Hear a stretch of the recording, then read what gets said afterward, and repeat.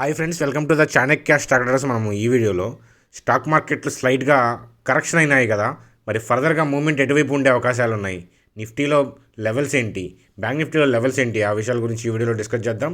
అలాగే Russia Ukraine issue ఎంతవరకు వచ్చింది, అది ఏ విధంగా స్టాక్ మార్కెట్ని ప్రభావితం చేస్తుంది, ఆ విషయాల గురించి చూద్దాం. అలాగే వేదాంతకు సంబంధించిన ఇంపార్టెంట్ న్యూస్ అప్డేట్ ఏంటి, అలాగే నెస్ట్లీ క్రిసిల్ యొక్క Q3 రిజల్ట్స్ గురించి అప్డేట్ గురించి చూద్దాం. అలాగే నెస్ట్లీలో ట్రేడింగ్ ఆపర్చునిటీ ఉంది, అది ఏమిటి అనేది కూడా ఈ వీడియోలో డిస్కస్ చేద్దాం. అలాగే ఇప్కా ల్యాబ్స్లో ట్రేడింగ్ ఆపర్చునిటీ ఉంది, సో ఆ విషయం గురించి కూడా ఈ వీడియోలో డిస్కస్ చేద్దాం. అలాగే మనం అనుకున్నట్లుగానే జొమాటోలో బయ్యింగ్ వచ్చింది కదా, సో దాని గురించి ఎక్స్ప్లెయిన్ చేయడం అనేది జరుగుతుంది. ఓవరాల్గా నిఫ్టీ బ్యాంక్ నిఫ్టీ చార్ట్స్తో వీడియోని సింపుల్గా ఎండ్ చేద్దాం.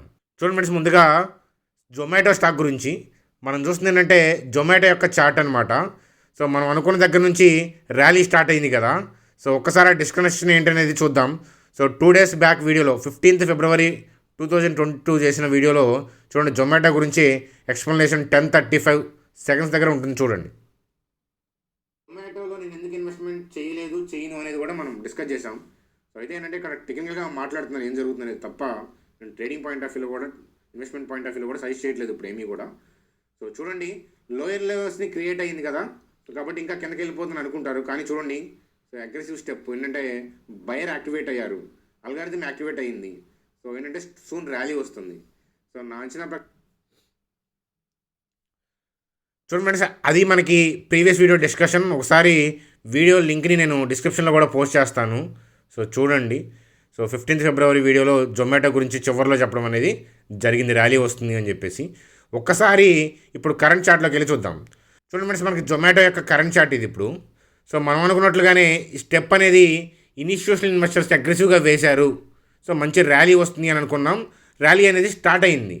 సో చూడండి, ఎక్కువ మంది అనుకుంటారు ఏంటంటే మనకి వెళ్ళిపోయారు, ఇన్స్టిట్యూషనల్ ఇన్వెస్టర్స్ వెళ్ళిపోయారు. సో డేటా ప్రకారం ఏంటంటే అందరు ఇన్స్టిట్యూషనల్ ఇన్వెస్టర్స్ వెళ్ళిపోయారు జొమాటోలో నుంచి, అందుకని పడిపోతుంది, అట్లాంటి కామెంట్లు అనేది మనం వీడియోలో చూసాం. సో చూడండి, మనకి ఒక క్వార్టర్ అంతా అయిపోయిన తర్వాత డేటా వస్తుంది. సో ఇన్స్టిట్యూషనల్ ఇన్వెస్టర్స్ ఎవరెవరు ఆ స్టాక్స్ని హోల్డ్ చేస్తున్నారు, ఇట్లాంటి ఇన్ఫర్మేషన్ మీరు చూడొచ్చు. కానీ సో వాళ్ళు హోల్డింగ్ ఉంది ఈ పలానా కంపెనీలో అనుకుని మనం ఆ డేటా కనుక తీసుకుంటే, సో నెక్స్ట్ క్వార్టర్లో ఉంటారా లేదా అనేది మనకు చెప్తారా, ముందే చెప్పరు. సో నెక్స్ట్ క్వార్టర్లో ఉండొచ్చు, ఉండకపోవచ్చు. అట్లాగే పడిపోయింది ఒక స్టాక్ అనేది. సో మీరు డేటా అనేది చూశారు, సో డేటా వచ్చిన తర్వాత ఏంటంటే ఆ పట్ల స్టాక్లో ఇన్స్టిట్యూషనల్ ఇన్వెస్టర్స్ ఎక్కువగా లేరు అనేది మీరు అబ్జర్వ్ చేశారు. నెక్స్ట్ క్వార్టర్లో ఎంటర్ అవ్వరని రూల్ ఏమైనా ఉందా? సో కాబట్టి డేటాని బట్టి మనం కనుక ట్రేడ్స్ ప్లాన్ చేస్తే, సో ఎప్పుడు కూడా 10 steps వెనకే ఉంటాం. సో మనకి స్టాక్ మార్కెట్లో ఒక్క స్టెప్ అన్నా ముందు ఉండాలన్నమాట, మనం ట్రేడ్ చేయాలన్నా, సో ఇన్వెస్ట్మెంట్ చేయాలన్నా. అంతేగాని జరిగిపోయిన థింగ్స్ కనిపించే డేటాతో స్టాక్ మార్కెట్లో సంపాదించడం అనేది జరగదు. సో కొత్తగా వచ్చిన వాళ్ళకి 6 monthsలోనే ఆ విషయం అనేది అర్థమవుతుందన్నమాట. చూడండి, రష్యా ఉక్రెయిన్ నడుస్తుంది, సో ఇష్యూ ఇంకా క్లియర్ అవ్వలేదు. సో క్లియర్ అవుతుంది అనుకుంటున్నారు, అవ్వట్లేదు అనుకుంటున్నారు, ఏదైనా కానీ ఇన్ఫర్మేషన్ వస్తుంది కదా. మరి జొమాటోలో గ్రీన్ క్యాండిల్ ఎందుకు ఫామ్ అయింది ఇంత స్ట్రెంతీగా? చూడండి, గ్యాప్స్తో ఎందుకు వెళ్తుంది జొమాటో అనేది. సో ఇన్స్టిట్యూషనల్ ఇన్వెస్టర్ అంటే ఎవరో బలమైన ప్లేయర్ అగ్రెసివ్గా బై చేసుకుంటా వెళ్ళకపోతుంటే, సో ఇలా ఎందుకని ప్యాటర్న్ అనేది ఫామ్ అవుతుంది. సో కాబట్టి ఏంటంటే ఇట్లాంటి లెవెల్స్ని ఐడెంటిఫై చేస్తే మనం ట్రేడ్ చేసుకోవచ్చు అనమాట. ఇవి ముందుగా తెలుస్తుంది. చార్ట్ అనేది అంటే క్యాండిల్ స్టిక్స్ అనేవి కన్నతల్లి లాంటివి, సో ముందుగా చెప్తాయి అనమాట కొన్నిసార్లు. సో అవి ఐడెంటిఫై చేసినప్పుడు మనం ట్రేడ్స్ ప్లాన్ చేయొచ్చు. అంతేగాని డేటాని బట్టి ఏంటంటే లేట్ అయిపోతుంది అనమాట. వీళ్ళు ఆ స్టాక్ని కొన్నారు, లేకపోతే ఏసీ ఇన్వెస్టర్ అయినా రాకేష్ జుజున్ గారు ఈ స్టాక్ని కొన్నారంటే మనం వెళ్ళి ఇరుక్కుంటాం. అప్పుడు వెళ్ళి ఏంటంటే ఇరుక్కుంటాం అనమాట. సో టెంపరీ థింగ్స్ లేకపోతే న్యూస్ డేటాని బేస్ చేసుకొని మనం ట్రేడ్ చేస్తే మాత్రం ఖచ్చితంగా మనమే లాస్ట్ ఉంటాం అనమాట. సో ఆపోజిట్ అయ్యే అవకాశాలు ఉంటాయి అని చెప్పి చెప్తాను. సో కాబట్టి చార్ట్ మెయిన్ అంటాను. సో దీనికి సంబంధించిన వీడియోని డిస్క్రిప్షన్లో పోస్ట్ చేస్తాను, చూడండి. లేదా నెస్ట్లేలో ట్రేడింగ్ ఆపర్చునిటీ ఉంది. సో నెస్ట్లే ఇండియా యొక్క Q4 earnings చూద్దాం. చూసిన తర్వాత మనం చార్ట్లో ట్రేడింగ్ ఆపర్చునిటీ ఏంటనేది సెర్చ్ చేద్దాం, పదండి. సో ముందుగా నెస్ట్లే ఇండియా యొక్క Q4 earnings చూస్తే కనుక ప్రాఫిట్ 20% డిప్ అయింది.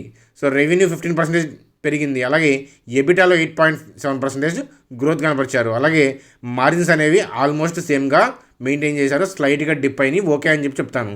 మంచి కంపెనీ, మంచి రిజల్ట్స్నే పోస్ట్ చేసింది. అలాగే ఈ సెక్టార్లో హైపీలో ఉన్న స్టాక్ అనమాట, రైట్. ఎందుకంటే గుడ్ విల్ ఎక్కువ ఉంది కాబట్టి హైపీలో ఉంది. సో కాబట్టి నెస్ట్లే ఇండియా యొక్క Q4 earnings ఇది. ట్రేడింగ్ ఆపర్చునిటీ అనేది చార్ట్లోకి వెళ్ళి వెతుకుదాం, పదండి. చూడండి ఫ్రెండ్స్, మనం చూస్తుంది ఏంటంటే నెస్ట్లే ఇండియా యొక్క డే చార్ట్. సో చూడండి, కరెంట్ మార్కెట్ ప్రైస్ వచ్చరికి 18,126లో ఉంది. సో మనకి లెవెల్ వచ్చేసరికి 17,876, 17,415లో ఉంది. చూడండి, స్ట్రాంగ్ డ్రాప్ తర్వాత ఎవరో బలంగా సో టర్న్ చేశారు అని అంటే అది ఎఫ్ఐఎస్ కానీ డిఐఎస్ కానీ వాళ్ళ వల్ల మాత్రమే సాధ్యం అవుతుంది. కాబట్టి డిప్ వస్తే సో ఈ లెవెల్లో మనీ మేనేజ్మెంట్ ఫాలో అవుతూ మనం ట్రేడ్ తీసుకోవచ్చు అనమాట. సో చాణక్య స్టాక్ ట్రేడర్స్ అనే ఫ్రీ టెలిగ్రామ్ గ్రూప్ ఉంది. సో మీకు ఇంట్రెస్ట్ ఉంటే కనుక మన ఛానల్ నేమ్తో ఉంటుంది, 15K పీపుల్ ఉంటారు, చాణక్య స్టాక్ ట్రేడర్స్ అని. సో దాంట్లో ఏంటంటే దీనికి సంబంధించిన స్వింగ్ ట్రేడ్ ఆపర్చునిటీ, అట్లాగే మనీ మేనేజ్మెంట్, మన క్యాపిటల్ తగ్గట్టుగా, ట్రేడింగ్ క్యాపిటల్ తగ్గట్టుగా మనీ మేనేజ్మెంట్ ఎట్లా, స్టాప్ లాస్ ఎట్లా, ఎంట్రీ ఎట్లా, టార్గెట్ ఎట్లా, అవన్నీ కూడా క్లియర్గా ఇస్తాను, రైట్. సో అలా చూసి మీ ఫైనాన్షియల్ అడ్వైజర్ని కలిసి అప్పుడు డెసిషన్ తీసుకోమని చెప్తాను మీకు నచ్చితే. ఓవరాల్గా ట్రేడ్ ఆపర్చునిటీ ఉంది నెస్ట్లీ ఇండియాలో అని చెప్పి చెప్పచ్చు. ఫ్రెండ్స్, వీడియో ఫర్దర్గా కంటిన్యూ చేసే ముందు సో మన ఛానల్ ఎవరైతే కొత్తగా చూస్తున్నారో సబ్స్క్రైబ్ చేయడం, బెల్ ఐకాన్ క్లిక్ చేయడం మర్చిపోవద్దు. అట్లాగే ఛానల్ కింద డిస్క్రిప్షన్లో డీమ్యాట్ లింక్స్ ఉన్నాయి. ఫర్ ఎగ్జాంపుల్ నేను ఏంజల్ క్లిక్ చేస్తున్నాను. ఏంజల్ బ్రోకింగ్ కాస్త ఏంటంటే ఏంజల్ 1 అయింది. ఎందుకంటే ఏఎంసీలోకి వచ్చి వాళ్ళు పేరుని రీనేమ్ చేశారు. సో ఏంజల్ బ్రోకింగ్ గురించి చెప్పాలి అంటే ఒకప్పుడు ఫుల్ టైం సర్వీసెస్ మాత్రమే ఉన్నాయి. సో కానీ ఒక 2 years నుంచి వాళ్ళు డిస్కౌంటెడ్ సర్వీస్ కూడా ఆఫర్ చేస్తున్నారు. సో 30 years దాకా వాళ్ళకి ఎక్స్పీరియన్స్ ఉంది మనకి ఈ బ్రోకింగ్ పాయింట్ ఆఫ్ వ్యూలో. అలాగే ఏంటంటే ఆర్క్ ఉంది. సో మనకి ఏ మ్యూచువల్ ఫండ్స్లో చేయాలి, ఏ స్టాక్స్లో చేయాలని సజెస్ట్ చేయడానికి ఏంటంటే వాళ్ళకి ఆర్క్ ఉందన్నమాట. అట్లాగే ఏంటంటే సో హైయెస్ట్ లెవరేజ్ ఇస్తారనమాట. So compare with its peers మనకి ఏంజల్లో హైయెస్ట్ లెవరేజ్ మార్జిన్ అనేది దొరుకుతుంది. సో మనకి ఈక్విటీ ఉంటే కనుక లోన్ బెనిఫిట్స్ కూడా ఇస్తారు. అలాగే ఏంటంటే మనం mutual fund point of view investment చేయాలన్నా కూడా బెనిఫిట్ అవుతుంది. సో ఈక్విటీ డెలివరీకి ₹0 మాత్రమే ఛార్జ్ చేస్తున్నారు, పర్ ఆర్డర్ ₹20 మాత్రమే. ఇవన్నీ బెనిఫిట్స్ ఉన్నాయి అనమాట ఏంజల్ బ్రోకింగ్లో. మీకు ఇంట్రెస్ట్ ఉంటే కనుక సో మీరు లింక్ని ద్వారా, అంటే మన లింక్ ద్వారా అకౌంట్ ఓపెన్ చేస్తే కనుక సో ఏంజల్ అయినా పర్లా, అబ్స్ట్రాక్ట్ జరుగుదా, మీ ఇష్టం, దేని ద్వారా అయినా సరే అకౌంట్ ఓపెన్ చేసి ఈ నెంబర్కి సో మీ ఐడిని వాట్సాప్ చేస్తే కనుక లైఫ్ టైం బెనిఫిట్స్ అనమాట. ఇన్వెస్ట్మెంట్ వ్యూస్, ట్రేడింగ్ వ్యూస్ మీరు కంటిన్యూగా చూడొచ్చు అని చెప్పి చెప్తాను. ఫ్రెండ్స్, దాని తర్వాత వేదాంత గురించి చూసే ముందు క్రిసిల్ యొక్క Q3 ఎర్నింగ్స్ చూద్దాం. చూడండి, రెవెన్యూలో 18% గ్రోత్ ఉంది. అలాగే ఎబిటాలో 22% గ్రోత్ ఉంది. ప్యాట్లో 53% గ్రోత్ ఉంది. సో మంచి రిజల్ట్స్ని పోస్ట్ చేసింది అని చెప్పొచ్చు. So related CRISIL. సో అట్లాగే వేదాంతకు సంబంధించిన న్యూస్ ఏంటి అని అంటే చూడండి, మూడీస్ అంటే రేటింగ్ ఏజెన్సీ తెలిసిందే కదా. సో వాళ్ళు వేదాంతకి సో ఏంటంటే స్టేబుల్ నుంచి నెగిటివ్కి వాళ్ళ అవుట్లుక్ని చేంజ్ చేశారనమాట. సో మనకి వాళ్ళు ఏమని చేంజ్ చేశారు అనే దానికన్నా కూడా ఏ పారామీటర్స్ని బేస్ చేసుకొని చేంజ్ చేశారు అనేది మీరు చూస్తే కనుక చూడండి, రీఫైనాన్సింగ్ పాయింట్ ఆఫ్ వ్యూలో ఏంటంటే నియర్ బై సో వేదాంతకి రీఫైనాన్సింగ్ పాయింట్ ఆఫ్ వ్యూలో ఇబ్బందులు ఉన్నాయనే పాయింట్ ఆఫ్ వ్యూలో వాళ్ళు సో నెగిటివ్ అవుట్లుక్ని ఇవ్వడం అనేది జరిగిందనమాట, రైట్. అయితే ఏంటంటే ఇమీడియట్గా స్టాక్ ప్రైస్ మీద ఇంపాక్ట్ ఉంటుంది, దీన్ని బట్టి ట్రేడ్ చేద్దామని చెప్పి ఎప్పుడు అనుకోవద్దు అని చెప్తాను. సో వాళ్ళు వేటిని ఎవాల్యూట్ చేసి రేటింగ్ ఇస్తున్నారో ఒకసారి లుక్ వేయండి, అవి మనకి బెనిఫిట్ అవుతాయి. సో ఇన్వెస్ట్మెంట్ పాయింట్ ఆఫ్ వ్యూలో, లెండింగ్ పాయింట్ ఆఫ్ వ్యూలో బెనిఫిట్ అవుతాయి అని చెప్తాను. చూడండి ఫ్రెండ్స్, ఇప్కా ల్యాబ్స్లో ట్రేడింగ్ ఆపర్చునిటీ ఉంది. సో దాని ముందు నిఫ్టీ గురించి ఒకసారి ఒక లుక్ వేద్దాం. అయితే వీడియోలో డిస్కస్ చేసేవన్నీ కూడా నా వ్యక్తిగతమైన అభిప్రాయాలు. అందువల్ల ఏంటంటే మీరు ఇన్వెస్ట్మెంట్ డెసిషన్స్, ట్రేడింగ్ డెసిషన్స్ తీసుకునే ముందు మీ ఫైనాన్షియల్ అడ్వైజర్ని కలవడం అనేది తప్పనిసరి. అలాగే మీరు కూడా రీసెర్చ్ చేయడం అనేది తప్పనిసరి అని చెప్తాను. చూడండి ఫ్రెండ్స్, మనకి నిఫ్టీ యొక్క వీక్లీ చార్ట్ మన స్క్రీన్ మీద చూస్తుంది. వీక్లీ చార్ట్ అంటే ఏంటంటే ఒక్కొక్క క్యాండిల్ అనేది 1 వీక్ని రిప్రజెంట్ చేస్తుంది. సో చూడండి, ఎప్పుడైతే మనకి టెంపరరీ ఇష్యూస్ నడుస్తున్నాయో, సో యుద్ధ అనిశ్చితి కానీ ఇంకేదైనా ఫెడ్ కైండ్ ఆఫ్ అనిశ్చితి కానీ నడుస్తున్నప్పుడు ఏంటంటే డైలీ చార్ట్లో ఏంటంటే మనకి వోలటాలిటీ ఎక్కువ ఉంటుంది కాబట్టి మనం అంచనా వేయడం అనేది చాలా కష్టం. సో ఒకసారి వీక్లీ చార్ట్ చూస్తే మనం ఎప్పటి నుంచో ఆల్మోస్ట్ 9-10 వీడియోస్లో ఇదే లెవెల్ డిస్కస్ చేసుకున్నాం కదా. 17,000, 16,356 ఈ లెవెల్ని బ్రేక్ అవ్వకుండా నెగిటివ్ పాయింట్ ఆఫ్ వ్యూలో ఆలోచించొద్దు అని చెప్పి మనం పదే చెప్పడం అనేది జరిగింది. అయితే రష్యా ఉక్రెయిన్ పాయింట్ ఆఫ్ వ్యూలో సో ఏదో జరిగిపోతుందంట అనగానే స్టాక్ మార్కెట్ పడుతుంది. అప్పుడు వెళ్ళి మన వాళ్ళు ఏం చేస్తారంటే రీటైల్ పీపుల్ సెల్ చేస్తారు, పడ్డాకెళ్ళి సెల్ చేస్తారు. నెక్స్ట్ డే ఏంటంటే సో వాళ్ళు విత్డ్రా చేసుకుంటున్నారనే కైండ్ ఆఫ్ ఇన్ఫర్మేషన్ వస్తుంది. అప్పటికే పెరిగిపోయి ఉంటుంది. మనం ఎప్పుడైనా సరే టీవీలో ఒక న్యూస్ చూస్తున్నాము అని అంటే సో మార్కెట్ ఆల్రెడీ దానికన్నా ముందే రియాక్ట్ అయి ఉంటుంది. మోస్ట్ ఆఫ్ ది టైమ్స్ ముందే రియాక్ట్ అయి ఉంటుంది అనమాట. సో అట్లీస్ట్ మనకు టీవీలో నడుస్తున్నప్పటికీ ఆల్రెడీ మీరు చూస్తే కనుక ఆల్రెడీ 100 పాయింట్స్ 150 పాయింట్స్ డిప్ అయిపోయి ఉంటాయి, రైట్. సో మనకి న్యూస్ కన్నా కూడా ఈవెంట్ అనేది ముందు అడ్వాన్స్గా అలా జరుగుతుందన్నమాట. అందువల్ల ఏంటంటే ఇట్లాంటి వాటిని స్పెక్యులేట్ చేయొద్దు అని చెప్పి మనం ఆదివారం వీడియో అంటే సండే చేసిన వీడియోలో మనం హెచ్చరించాం. సో ఇదేమి కొత్త కాదు, ఎట్లాంటి థింగ్స్ ఏమీ కొత్త ఏమి కాదు మన స్టాక్ మార్కెట్కి. సో మీరు 5-6 years ఉంటే కనుక ఇవన్నీ కూడా కామన్. కాబట్టి ఏంటంటే ఇట్లాంటి థింగ్స్ వల్ల పడితే క్వాలిటీ స్టాక్స్ని ఎక్కడ కొనాలి అనే పాయింట్ ఆఫ్ వ్యూలో చూడొచ్చు. అలాగే ట్రేడింగ్ పాయింట్ ఆఫ్ వ్యూలో కూడా ఏదైనా లెవెల్స్ దొరికితే కనుక, మనకి మంచి లెవెల్స్ దొరికితే కనుక ట్రేడింగ్ పాయింట్ ఆఫ్ వ్యూలో ఆలోచించచ్చు పడితే ఎప్పుడు రివర్స్ అవుతుంది అనేది. అంతేగాని సో ఈ అనిశ్చితి వల్ల మనకి ఏదో జరిగిపోతుందని చెప్పి ఉన్న హోల్డింగ్స్ అంతా తీయాల్సిన అవసరం లేదనేది నా వ్యక్తిగతమైన అభిప్రాయంగా చెప్తాను. సో అట్లాగే ఇన్వెస్ట్మెంట్ పాయింట్ ఆఫ్ వ్యూలో నా వ్యూస్ ప్రజెంట్ చేయడం అనేది జరిగింది. సో మీరు కూడా చూశారు. అలాగే మీ ఫైనాన్షియల్ అడ్వైజర్ని కలిసి మీరు కూడా ఇన్వెస్ట్మెంట్ చేశారు. సో నేను క్లియర్గా నా వాయిస్ మెసేజ్తో, అలాగే ఏంటంటే ఇన్వెస్ట్మెంట్ గురించి చెప్పేటప్పుడు నా వాయిస్ మెసేజ్ టెలిగ్రామ్లో పోస్ట్ చేస్తూ ఉంటాను, నా వ్యక్తిగతమైన అభిప్రాయాలని చెప్పేసి. అట్లాగేనంటే వీడియోస్లో మనం చాలాసార్లు డిస్కస్ చేసుకున్నాం. ఏమని అనంటే సో ఇన్వెస్ట్మెంట్ అంటే మినిమంలో 3 years, 5 to 10 years point of వ్యూలో మనం స్టాక్స్ని ఇన్వెస్ట్మెంట్ వ్యూస్ అనేది, నా ఇన్వెస్ట్మెంట్ వ్యూస్ అనేది మన ఛానల్లో నేను పోస్ట్ చేయడం అనేది జరుగుతుంది. అయితే ఎక్కువ మంది ఏం చేస్తున్నారంటే ఎన్నిసార్లు చెప్పినా ప్రైస్నే పట్టించుకుంటున్నారు. అలాగే single quarter, suppose Manappuram single quarter బాగోలేదనుకోండి, పడుతుంది. సో అప్పటిదాకా మంచిగా థింగ్స్ బాగున్నాయి అనే పాయింట్ ఆఫ్ వ్యూలో మనం ఎంటర్ అయ్యాం. అట్లాగేనంటే ఎంత మంచి కంపెనీ అయినా each and every quarter out perform చేయడం అనేది ప్రీవియస్ క్వార్టర్తో కంపేర్ చేస్తే అది అసాధ్యం అనమాట. ఒకవేళ వాళ్ళు అవుట్ పర్ఫామ్ చేసినా కూడా ప్రైస్ అవుట్ పర్ఫామ్ చేయడం అనేది అసాధ్యం. ఆ విషయం గుర్తుపెట్టుకోమని చెప్తాను. So 5 to 10 years point of వ్యూలో, అంటే 10 years పాయింట్ ఆఫ్ వ్యూలో హోల్డ్ చేయమంటే 10 minutes కూడా ఆగలేని తత్వంతో ఉన్నవాళ్ళు ఎక్కువ మంది ఇన్వెస్ట్మెంట్ చేస్తారు. అది కూడా సహజమైన విషయం అనమాట. సో ఒకటి గుర్తుపెట్టుకోండి, ఇన్వెస్ట్మెంట్ అంటే ఏమనుకుంటున్నారు? సో ఈ విషయం మీకు తెలుసా? ఫస్ట్ అది ఇన్వెస్ట్మెంట్ అంటే దేని చూసి మనం చెయ్యాలి? సో క్వశ్చన్ మార్క్ కదా. సో మీరు ప్రైస్ని చూసి ఇన్వెస్ట్మెంట్ చేస్తారు, లేదా సోషల్ మీడియా చూసి ఇన్వెస్ట్మెంట్ చేస్తారు. అది కరెక్ట్ కాదు. అలాగేంటంటే సో ఇన్వెస్ట్మెంట్ చేసిన తర్వాత ఎగ్జిట్ అవ్వాలంటే ఏ పారామీటర్స్ చూడాలి? సో మీరు మరలా ప్రైస్నే చూస్తారు, కానీ ప్రైస్ అనేది పారామీటర్ కాదు ఎగ్జిట్ అవ్వడానికి. సో ఖచ్చితంగా ప్రైస్ అనేది పారామీటర్ కాదు అని చెప్పి నొక్కి ఒక్కడిని చెప్తాను. మరలా మీరు ఏం చేస్తారంటే ప్రైస్నే చూస్తూ ఉంటారు. సో అలాగేనంటే ఒకవేళ మనం ఎంటర్ అయిన దగ్గర నుంచి ఒక 10% డిప్ అయింది అనుకోండి, సో మనీ పోయినాయి అని అనుకుంటారు అనమాట. సో మరి మనం ఎంటర్ అయిన తర్వాత ఒక 15% పెరిగింది అనుకోండి, మనీ వచ్చినట్లేనా? సో అప్పుడు మనం అమ్మట్లేదు, పడ్డప్పుడు మనం అమ్మట్లేదు. సో అందువల్ల ఏంటంటే అకౌంట్ మైనస్లోకి వెళ్ళినంత మాత్రాన సో మనం లాస్ అయినట్లు కాదు, ఎట్టి పరిస్థితుల్లో కాదు. అట్లా అనుకుంటే మనకి కోవిడ్ టైంలో 70% కూడా పడ్డాయి చాలామంది పోర్ట్ఫోలియోస్.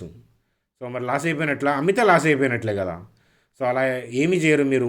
సో మనకి మోతీలాల్ ఓస్వాల్, రామ్దేవ్ అగర్వాల్ గారు ఇన్పుట్స్ చూడండి, ఎన్నిసార్లు సో తను అంటే 100 కోట్లు తనియి, సో 70% పైగా పోర్ట్ఫోలియోస్ ఎఫెక్ట్ అయినాయి, ఎన్ని ఇష్యూస్ వల్ల అయినాయి, ఎలా ఇన్కమ్ వచ్చిందని చూడండి. అలాగే వారన్ బఫెట్ గారి పోర్ట్ఫోలియోస్ కానీ, రాకేష్ జున్వాలా గారి పోర్ట్ఫోలియో కానీ మార్కెట్ పడ్డప్పుడు ఎలా రియాక్ట్ అయినాయి అనేది చూడండి. సో ప్రైస్ అనేది temporary thing. Companies earnings focus చేయండి, అది కూడా ఇయర్లీ ఎర్నింగ్స్ చూడండి, అంతేగాని సింగిల్ క్వార్టర్ ఎర్నింగ్స్ చూడొద్దు అనమాట. ఇయర్లీ ఎర్నింగ్స్ యొక్క రిపోర్ట్ మనం చూడాలి.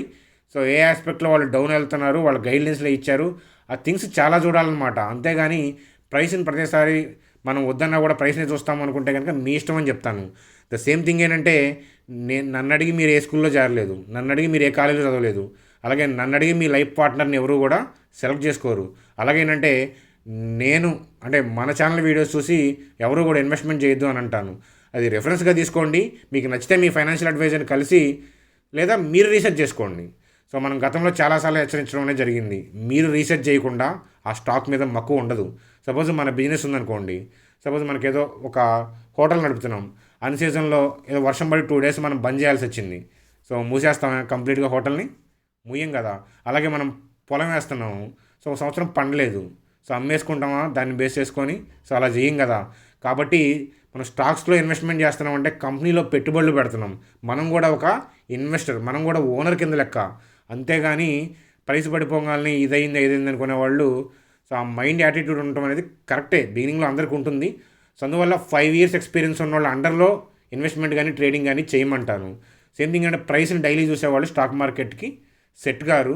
So Insta of following social media, so మనకి ఏస్ ఇన్వెస్టర్స్ గ్రోత్ స్టాక్స్ గురించి ఏమైనా మాట్లాడారు, ఇన్వెస్ట్మెంట్ గురించి ఏంటి, అట్లీస్ట్ ఏంటంటే బెంజమిన్ గ్రహం గారు, వారన్ బఫెట్ గురువు గారు రాసిన బుక్ అన్న చదవండి, మీకు తెలుస్తుంది ఇన్వెస్ట్మెంట్ అంటే అనేది. సోషల్ మీడియాలో కనిపించేదంతా కూడా హైప్లో ఉన్న స్టాక్స్ కనిపిస్తూ ఉంటాయి. ఇదంతా కూడా మాట్లాడితే ఏంటంటే మనకి డిస్కషన్ అయ్యేది కాదు, తెగేది కాదనమాట. కాబట్టి మీ ఇష్టం వచ్చినట్టు చేసుకోమని చెప్తాను. అంతేగాని ఛానల్ కింద కామెంట్లు చేస్తున్నారు, నేను సమాధానం ఇచ్చే ప్రయత్నం చేస్తున్నాను. సో అది అర్థం చేసుకుంటారని అనుకుంటున్నాను, రైట్? కాబట్టి అది మీ ఇష్టం, మీ ఫైనాన్షియల్ డెసిషన్స్ అనేవి మీరే తీసుకోవాలి. సో రెఫరెన్స్లు అనేవి నేను కూడా రెఫరెన్స్లు అనేవి తీసుకుంటాను. ఏదైనా స్టాకు వేరే సోషల్ మీడియాలో బాగుందని అంటే సో నా రీసెర్చ్ చేసుకొని బాగుంది అనుకుంటే అప్పుడు వెళ్తాం. అంతేగాని బ్లైండ్గా ఒకళ్ళు చెప్పారని బై సెల్ అయితే నేనైతే చేయను. కాబట్టి అది ఫ్రెండ్స్ ఓవరాల్గా నిఫ్టీకి వచ్చిన ఇబ్బంది అయితే ఏం లేదు. ఈ జోన్ అయితే కనుక బ్రేక్ అవునంత వరకు ఏం కాదు అని చెప్పి చెప్తాను. సో అట్లాగే 17,304 ఇక్కడ. సో చూడండి ఇక్కడ బోర్డర్లో అనిశ్చితి ఉంది కదా ఇంకా. సో సేమ్ థింగ్ ఏంటంటే ఇక్కడ షార్ట్ చేశారు, లాంగ్స్ వచ్చినాయి. సో కాబట్టి ఏంటంటే temporary profit booking. So trying to move up side. Chart ప్రకారం ఏంటంటే ఓవరాల్గా పైకి వెళ్తుంది. సార్ రేపు ఏం జరుగుతుంది ఎగ్జాక్ట్గా అనేది రేపటి గ్లోబల్ క్యూస్, అది వేరే విషయం. కానీ చార్ట్ అయితే కనుక స్ట్రెందీగానే ఉంది. ప్రాఫిట్ బుకింగ్ చేస్తానే న్యూగా వాళ్ళు లాంగ్స్ రిలీజ్ చేస్తున్నారు. So end of the data చూడటం వల్ల ఏమీ వరగదు, మనకి జరిగిపోయిన డేటా, దానివల్ల ఏమీ జరగదు. ఓవరాల్గా అయితే కనుక మార్కెట్ అయితే కనుక పాజిటివ్ బయాస్లోనే ఉంది అని చెప్పి మరొకసారి చెప్తాను. అది ఫ్రెండ్స్ నిఫ్టీ యొక్క పరిస్థితి. చూడండి మనం చూస్తుందంటే ఇప్కా ల్యాబ్ యొక్క మంత్లీ చార్టు. సో మనం ఎంట్రీ దొరికి స్టాప్ లాస్ మనం మెయింటైన్ చేసుకుంటా టార్గెట్ని ఫిక్స్ చేసుకోవాలి. అలాగే మనీ మేనేజ్మెంట్ ఫాలో అవ్వాలి. చాణక్య స్టాక్ ట్రేడర్స్ అనే ఫ్రీ టెలిగ్రామ్ గ్రూప్లో మన డిమాట్ గ్రూప్స్తో సహా, అలాగే ఫ్రీ టెలిగ్రామ్ గ్రూప్ ఉంది కదా చాణక్య స్టాక్ ట్రేడర్స్ అనే ఫ్రీ టెలిగ్రామ్ గ్రూప్, దాంట్లో కూడా నేను అప్డేట్ ఇస్తాను మనీ మేనేజ్మెంట్తో సహా. మీకు నచ్చితేనే వెళ్ళండి. అది కూడా మీ వ్యక్తిగతమైన ఫైనాన్షియల్ అడ్వైజర్ని కలిసి అని చెప్పి మరొకసారి చెప్తాను. రైట్. సో అది ఫ్రెండ్స్ మనకి ఈరోజు వీడియో. సో నచ్చితే లైక్ చేయండి, మీ అభిప్రాయాలను కామెంట్ రూపంలో తెలియజేయండి. రైట్. మీ కామెంట్స్ చూసి నేను ఏమనుకోవట్లేదు, ఆన్సర్ ఇచ్చే ప్రయత్నమే చేస్తాను. సో మీకు బిగినింగ్లో అందరూ అంతే ఉంటారు. సో భవిష్యత్తులో తెలుస్తుంది అనమాట. సో మన ఛానల్లో స్టార్టింగ్లో కూడా చాలామంది అలా అనుకొని తర్వాత సబ్స్క్రైబ్ చేసిన వాళ్ళే. సో బాయ్ ఫ్రెండ్స్, మరి కలుద్దాం. Good day.